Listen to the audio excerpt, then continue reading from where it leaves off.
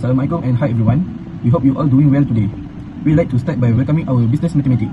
Our lecturer is Madam Amiza, and thanking you for joining us. We are from Group 6 and we are excited to do our presentation today. Each of us will take part in guiding you through the topic, and we hope to make each engaged and clear. Today our presentation will focus on set C, a key concept in mathematics that help us understand compound interest and annuity. By the end of this session, I hope you understand and enjoy our presentation. Assalamualaikum warahmatullahi wabarakatuh. My name is Muhammad Danish Najahan bin Zainal Abidin. I am from class MBA 111F. Today we want to talk about question 1. Question 1, it says Nina owns a rare painting currently valued at RM 250,000. She is considering two options.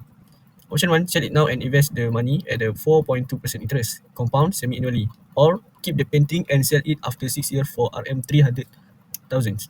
Which option will provide Nina with a better financial returns? So, they say Nina has a painting worth RM 250,000. She has two options, they say. So guys, we need to determine which option gives her a better financial returns. Formula use, the compound, this is the compound interest formula. S equal P open bracket 1 plus R per N close bracket N times T. So what is the S? S is a future value of the investment. P is a initial investment. T is a annual interest rate, and N number of times compound per year. T is a times in years. So we know about this formula. So S, this question is not give, but P he gives. P is a RM 250,000, and then R is a 4.2%. We must write 0.042. And then is a N. This question says is annually. Annually is 2. T is 6 years. So we do a calculations. S equal RM 250,000 open bracket 1 plus 0.042 per 2 close bracket 2 times 6. We use a calculator. So 250,000 open bracket 0.021 close bracket power 12. If we do 250,000 times 1.2836, we got 320,910.75. So guys, if Nina sells and invests, she have RM 320,910.75 after 6 years. So we go to the option 2. It's a keep the painting. If she keeps the painting, she can sell it for 300,000 after 6 years. So we go to the final decisions. Option 1, he give a 320,910.75, and option 2, he also give a amount that is a 300,000. So if we want to know about the better choice, we must minus. Like option 1. Option 1 is a 320,910.75 minus the 300,000. So if we minus that, let's answer, we got a RM 20,910.75. So I take the option is option 1. That's all from me. Thanks. Okay, we move to question 2. Sarah deposit RM 2,000 into an account that earn 6.25% interest, compounded every 4 months. After 5 years, she make a second deposit. She want the account balance to reach RM 6,500. Exactly 3 years after making the second deposit, what should the amount of the second deposit be? First of all, we need to take the given formula. First, we must find the S. S equal 2,000 bracket 1 plus 0.0625 over 3 power of 3 multiply 5. We must solve the bracket first. So we get 1.020833333 power of 3 multiply 5. And we also must solve the bracket again, and we got 1.362456483. After that, we must multiply the 2,000, and we got S 2,735 ringgit 91 sen. After that, we need to find the second P. We take the S given in the question and put into the formula. So 6,500 equal P bracket 1 plus 0.0625 over 3 power of 3 multiply 3. After that, we must solve the bracket first, and we got 1.020833333 power of 9. So we solve, we get 1.203908.786. After that, we must exchange the place P into the 6,500 and 6,500 move to P place, and we got 6,500 divided by 1.203908.786, and the answer is 5,399 ringgit 8 cent. That answer of second P. After we get both answer, we need to minus the largest answer from the smaller answer. Then we will get the answer of second P. So 5,399 ringgit 8 cent minus 2,724 ringgit 91 cent, and we get 2,674 ringgit 70 cent. That is answer of second P. Question 3. Amira Khor have saved 15,000 ringgit in a bank account for 5 years. The bank offered an interest rate of K% compounded quarterly. The amount in the account at the end of 5 years was 90,711. So, question A, we have to find the interest rate or K% compounded quarterly. As we know, the main formula for compound interest is S equal to P, bracket 1 plus I close bracket powered by N. So, how do we find out what is I and N? I is equal to R, or the interest rate, divided with N, which is the amount of times the interest compounded in a year.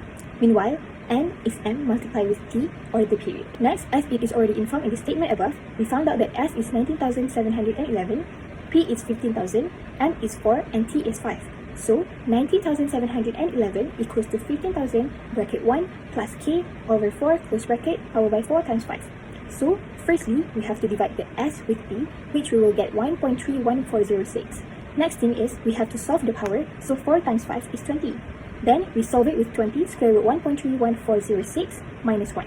Then, after we get the answer, we have to multiply with 4, so we got 0.055. To change it into percentage, we have to multiply it with 100, so the final answer for question 3A is 5.5%. So for question 3B, we have to find out the total amount if the saving was extended for another 2 years. So, we have to find S.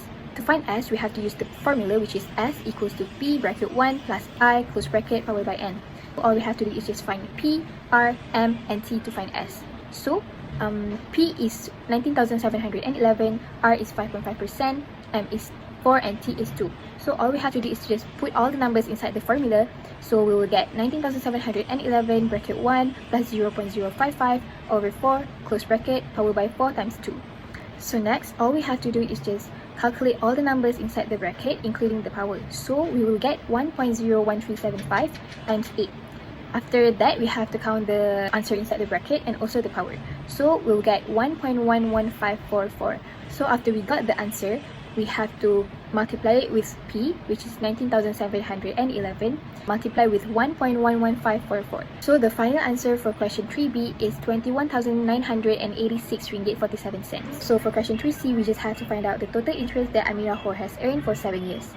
The formula to find interest is I equals to S minus P. So S is 21,986 ringgit and 47 cents and P is 15,000.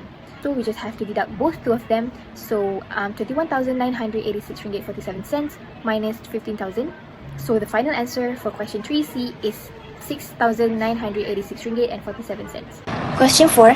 Husani sold a piece of land for Rm 138,000 and used 50% of the amount as a down payment on his new house.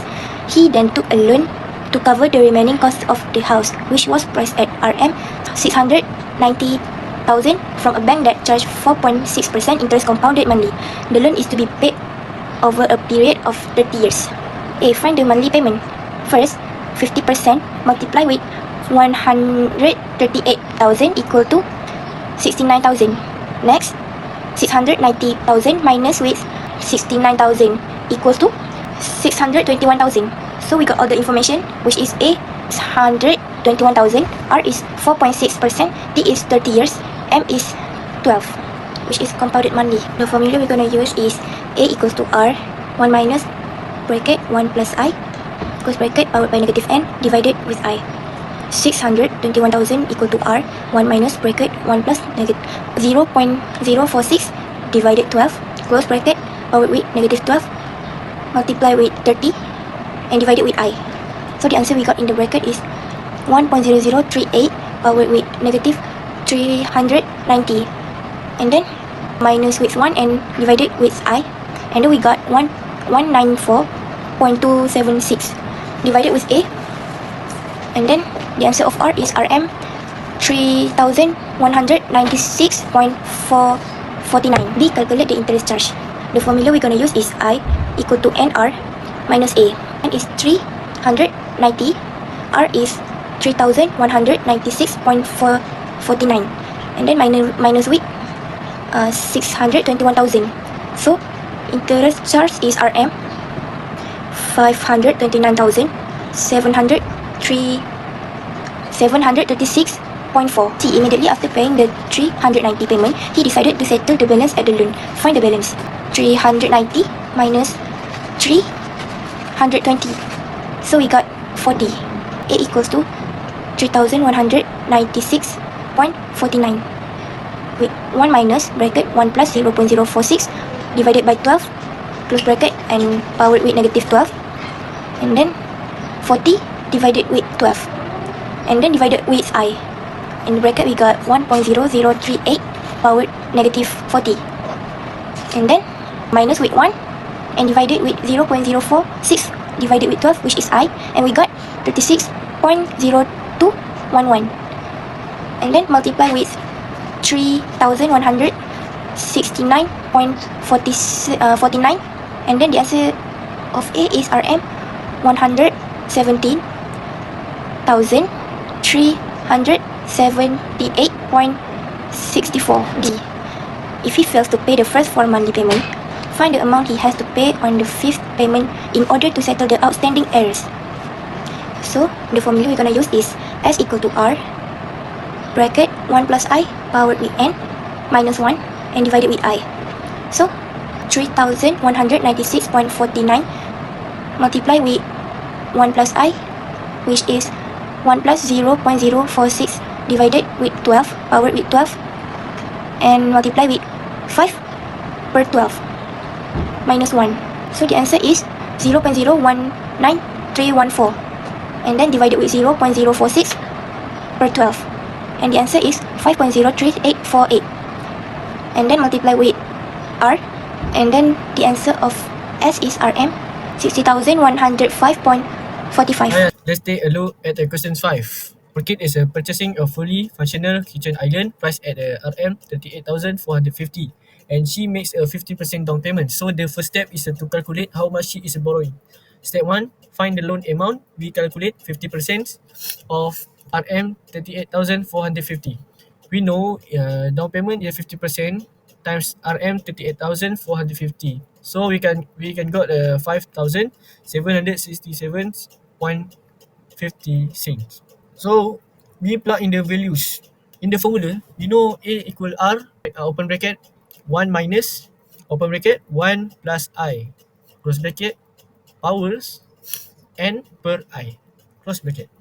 We know A is 32,682 ringgit 50 cents equal 849 ringgit 70 cents times, open bracket, 1 minus, open bracket, 1 plus 0.00415833 close bracket, power minus N close bracket per 0.00415833.